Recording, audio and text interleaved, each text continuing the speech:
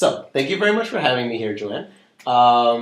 Last time we spoke, you spent a lot of time speaking about how you felt very stretched too thin, and that you took a lot of responsibility upon yourself to handle your family's problems and make sure everybody's happy, but you didn't feel like you had enough time for yourself to be happy, and this made you feel stressed and frustrated, and a lot of stuff was going on as a result of that. What did you want to talk about today?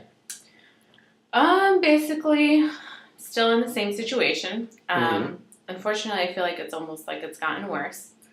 Unfortunately, my grandfather actually had a couple of appointments scheduled on a snow day, and all of those appointments had to be canceled because of the weather, and totally made me freak out because then it made me think that it took me so long to get them to fit my schedule, and now it's like I have to like miss out on other things to attend to those appointments that are now rescheduled on top of all my other activities. So it's like something like one occasion kind of like affects everything else. So now it's like I feel like overwhelmed. So what you're saying is that all these things are already planned and set, and when something doesn't or goes wrong in your schedule that makes you have to alter things, it produces a lot of stress. Yeah. Okay. Now you mentioned that all this was happening and you were freaking out. What did that actually look like? Just like having to like look through my calendar, and then when I was looking through my calendar and then like seeing all these different time blocks and like barely enough time to like get from here to there, it made me just like start feeling like sweaty, and my heart was racing, and then like I almost like even like I felt like pressure on my chest, and I felt like very anxious. So you felt a lot of physical symptoms. Yeah, a lot of physical, and then like for the next couple of days, almost like my back was tense, like almost like my body reacts to the anxiety a lot. And this usually lasts for a day, a couple days couple afterwards? Days, like maybe just like a day for the day after, and then eventually, I kind of am able to settle down. Okay. That sounds pretty stressful. Yeah. Especially when you have a lot of things going on. It sounds like you just want to get things done the right way just to avoid all this. Yeah. Okay. So, did that situation with your grandfather's appointments get fixed? Or what ended up happening with that? So, yes and no. I was able to reschedule the appointments, and I actually ended up telling my dad to take him to one of them because I couldn't make it. So, it kind of didn't, because then my dad took him, and then the whole time, when I knew he was at the appointment, I was like thinking like, oh, like, will he remember to say this? Will he remember to say that? Is he going to say the right thing, do the right thing? So, it's almost like it kind of ended up being the same thing. Even though I didn't have to go and miss out on my activities, I was still freaking out the whole time thinking that he would do or say something wrong. Okay, so basically you were able to have your dad take him to the appointments, but at the same time you couldn't actually enjoy your time that you were taking and doing what you had to do because your mind mentally was still at these appointments and worrying. Right. Okay. And did everything end up turning okay, or were you... Yes, I actually, before the appointment, ended up typing everything out, all, like, the list of things, very particular about everything. I typed out what I wanted him to say, what I wanted him to ask, and not forget to do. And the doctor ended up seeing the note and writing things down for him so he would remember to tell me everything that had to get done. So after it was over, it made me feel a little better because I was able to see that... even though I wasn't there, everything that had to get done still got done.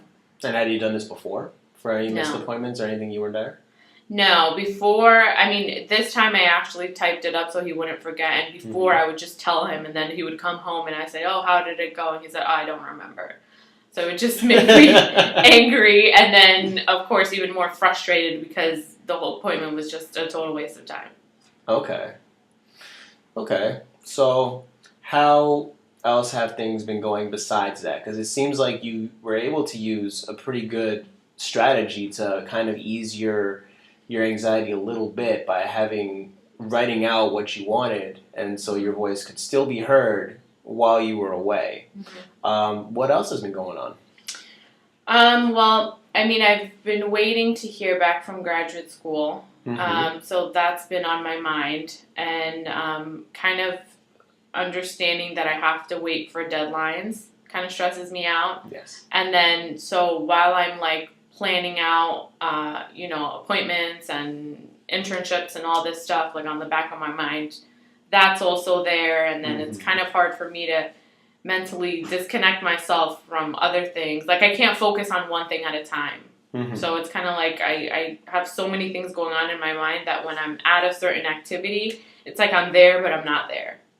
Like you're mentally somewhere else and preoccupied with something else than what you're really looking at. Yeah, so I feel like it's almost as though like I can't really give myself 100% to everything that I'm doing because I can never really actually be there. It sounds like you're more worried about things that you cannot control versus things you can. Right. Am I kind of in the same ballpark? Yeah, which is what my problem has always been, that I like to have control of everything. I like to have everything planned and know that everything is like exactly the way it has to be, and when it's not, then it freaks me out, and even more when I know I can't even control it. Right. When it's in someone else's out of my hands, right. Okay. And when would that deadline for graduate school be? Like when in March you find out? Mid-March. Mid-March. Okay. So what have you been doing to kind of distract yourself from that? Well, I definitely talk a lot with my youth leader about it, and she kind of helps me to, again, connect to my spirituality and almost feel like, even though it's not in my hands, it's in a higher power's hands, spiritually speaking. So it kind of helps me to kind of trust that, whatever needs to happen will happen, and whether I stress about it or not, it's still going to happen. So there's not really a point in me freaking out. Right. Okay. And how has your spiritual leader been able to help you beyond just that situation? Has this person been able to help you in a lot of areas, or is it just mainly when you need her, you call?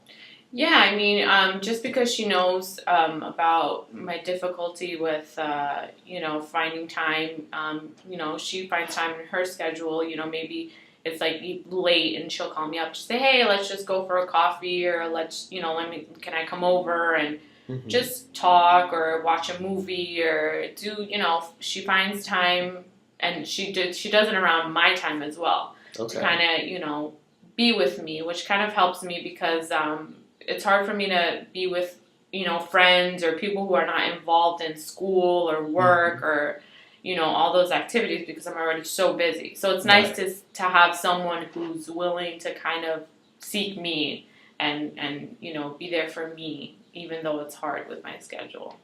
Okay, that's awesome. That's great. Well, we so far have talked about a lot. We've talked about how you felt stress with your grandfather's missed appointments, and you ended up still figuring out how to put yourself in that situation, and being able to just make sure that everything was okay and kind of de-stressing yourself. So it sounds like from the last time we spoke, your sort of stress release was being in your car and playing the music very loudly and releasing everything in that moment. And now it sounds like you're taking steps to sort of prevent the problem or make it a little bit less stressful. Okay. Now, is there anything else that's been going on? Or anything else you just wanted to talk about? I guess just, now it's almost like, it's been my grandpa a lot, and then now my sister-in-law, who has multiple sclerosis, has also been going through some difficulties in her health. Again, something that's completely out of my hands, and I guess it kind of worries me as well. That's another thing that's always on my mind no matter where I am, because of my nephew who's very young, and it's hard for her to kind of help him along the way because she can't really help herself. So that's something that's always on my mind, and I almost feel like it's, yet again, another burden added to me when, it's hard for me to not stress about things, but I find myself stressing about almost everything that I can't control. So it's like an endless kind of like, hole that I keep going deeper and deeper into. So it's a little difficult. It sounds like you're very worried for your sister-in-law and kind of concerned for how things are going on over there in her life as well. So she lets you take care of your nephew frequently? Yes, he's over my house at least twice a week. We try and kind of take him, and be with us. He sleeps over, we kind of give her a break. But then I find myself thinking, I go to school for human development and family studies. So I'm constantly studying about, right now I'm actually taking a family abuse class. Mm-hmm. So we're watching videos and we're seeing, the risk factors and all these things, and for some reason, because I can never really disconnect myself from my problems outside of school, when I'm in school I'm always thinking about things like my sister-in-law and my nephew, and then it's almost as though I connect them with the class, and then I start thinking of possible situations like, what if this is happening with my nephew, and what if this is happening with this person or that person, and it's almost like I'm doing all the connections in the wrong places. Again, because I can't let go of what's outside and I bring it into where I am. Well, it sounds like you're essentially not really taking things and putting them in the wrong connections, but making things applicable towards your actual real life. Right. From what I understand, a lot of times there's two facets to learning. There is the theoretical of what is there and what we need to learn in class, and then there's the actual practical side of what it looks like out in the field and out and about, just in general. And it sounds like you're instantly taking those theories and those connections in class and applying them to your sister-in-law situation or your situation or anything else that's going on in your life. Does that help you out with school, or does that make it just more concerning for you that now what's going on with your sister-in-law has a name? It does and it doesn't. I mean, I feel like it definitely helps me learn what I need to learn, because it almost like it sticks in my brain, and certain things, because I'm able to apply it to my personal life, I'm able to understand it better. And then it also at the same time it worries me, because it's like, if this is how I'm thinking now while I'm in school, and it's just while I'm in school, like what's going to happen when I actually start to practice in my career, and it's real. Like right now I'm just making connections in my head of what I think, not what's actually happening. Okay. So mainly how you perceive what's going on versus what's actually happening. Right. Okay. So it's a little I think complicated it's almost like I don't even know how to think about it. It's like way too many things all at once. It makes me feel overwhelmed. Does it sound like you're overthinking what's going on in class and kind of putting it onto situations?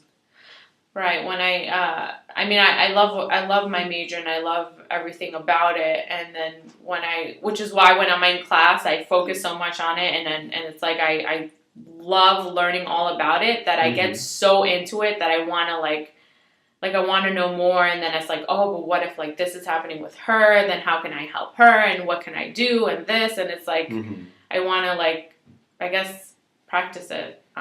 Maybe in the wrong situations. Like maybe I shouldn't be thinking it this way, because maybe my sister-in-law is fine, and maybe I'm overthinking all of this, and I'm stressing myself out even more than I should. Well, have you talked to your sister-in-law about it, or about everything that you learned? Because it sounds like you're very close to her, so I'm sure she's aware of your major and what you're studying. Have you talked to her about kind of how it applies to everything?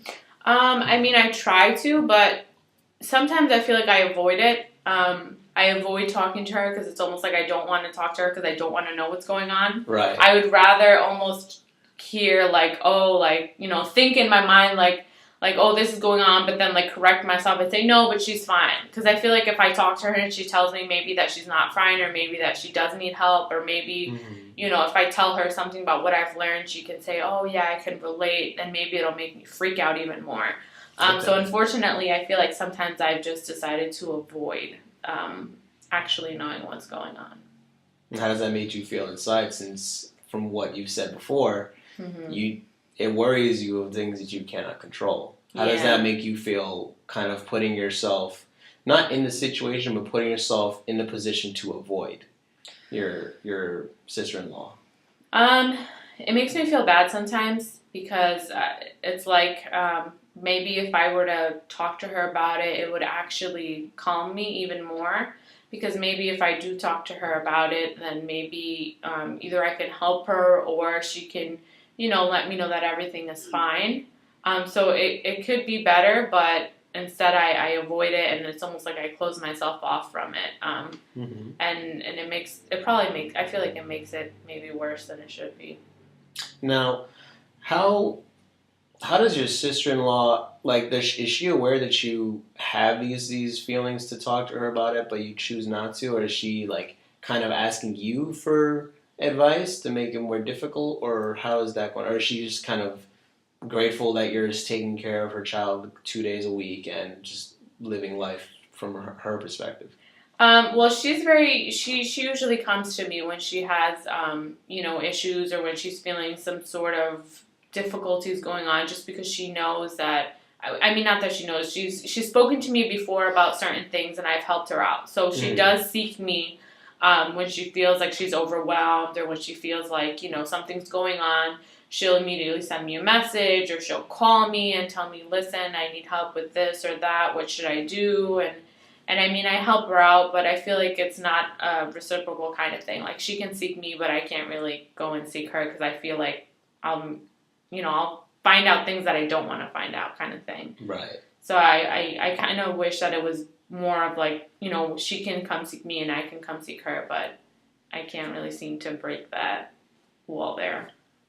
Okay. Now, can I ask you, do you want to break that wall? I'm not sure.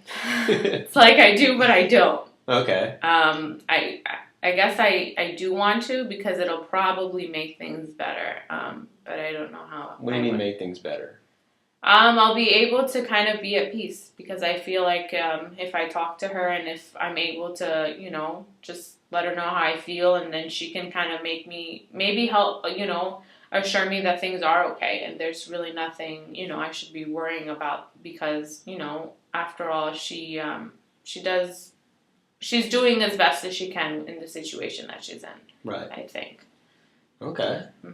So given everything that's been going on right now, with the appointments with your grandfather and with the situations with grad school and with your sister-in-law having a difficult time taking care and just making things happen with her child, how do you see your position in all of these situations? Like, where do you see yourself? I feel like I always want to be like savior of the world. Okay. Which is why I am going into social work. I've always, all my life, wanted to be the one to solve everybody's problems and to fix everybody and make sure everybody else is okay except for me. Right. Which is why I find myself in the situation that I am. Because I always want everybody else to be okay, and it's like, I don't care about me, almost.